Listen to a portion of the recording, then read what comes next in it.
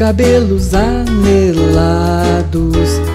Neto é o seu gato, ele tem os pelos arrepiados.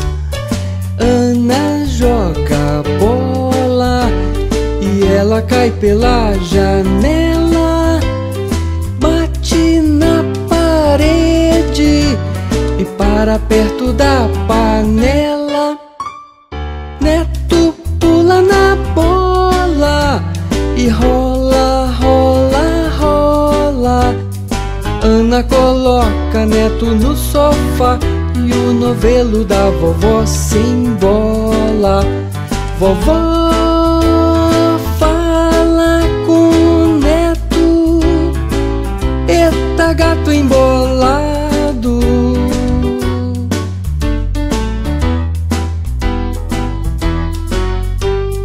Ana pega o gato pelas patas, ele adora se balançar.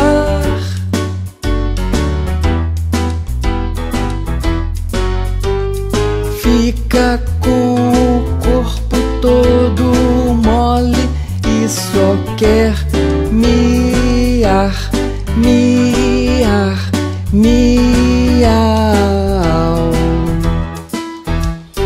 Ana ri de seu gato e diz: esse gato me faz tão feliz.